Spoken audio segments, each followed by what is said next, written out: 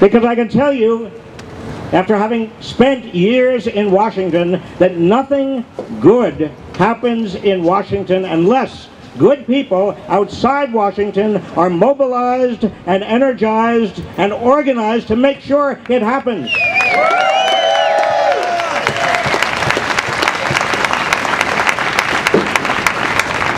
And it is beginning to happen. You are happening.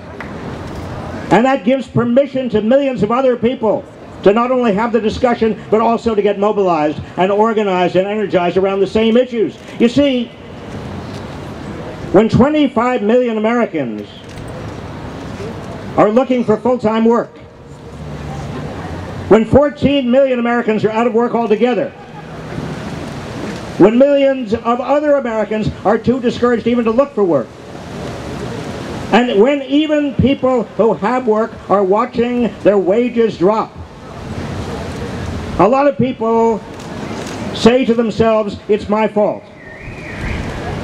They say to themselves, the reason I don't have a job, the reason my wages are going down, the reason I can't pay the bills is there's something wrong with me.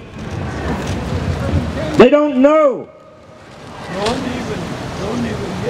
that exactly the same problems affect millions of other people, that it's not something wrong with them, it's something wrong with the system itself.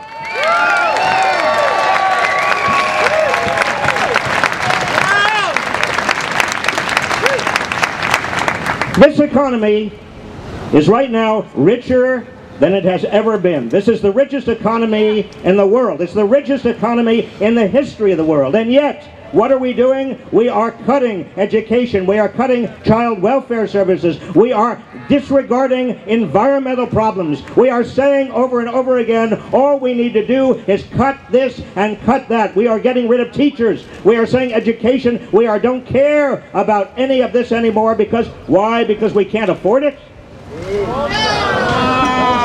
Well, let me make sure you understand. We can afford it. Yes. We can afford it. We, the people, can afford it.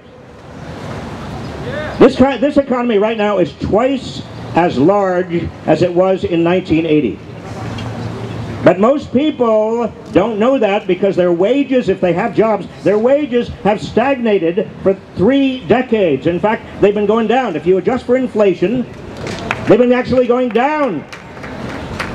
Now, where's the money gone? If the economy is twice as large as it was 3 decades ago, and if most people have not seen a wage increase, in fact, most people's wages are going down and they're losing their jobs, where did the money go?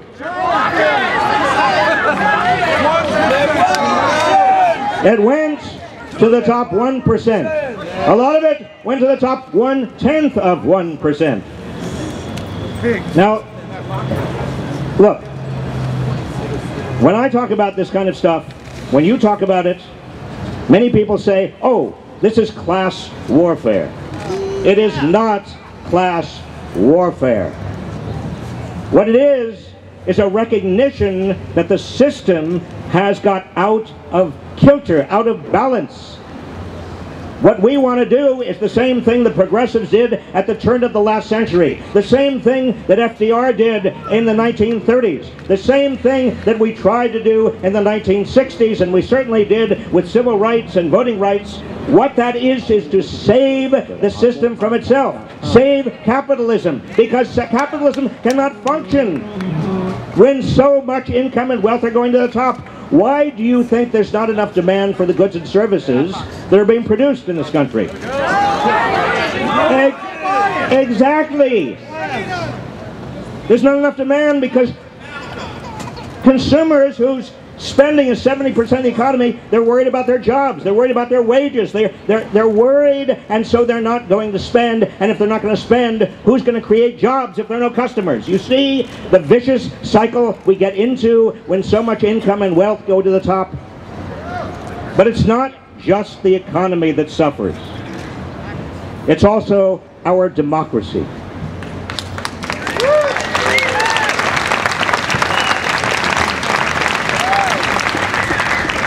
Because when you have an economy in which And let me just give you some facts, and you probably know these facts already, but we've all got to make sure we have the facts together because they are truth, and we've got to speak the truth over and over again.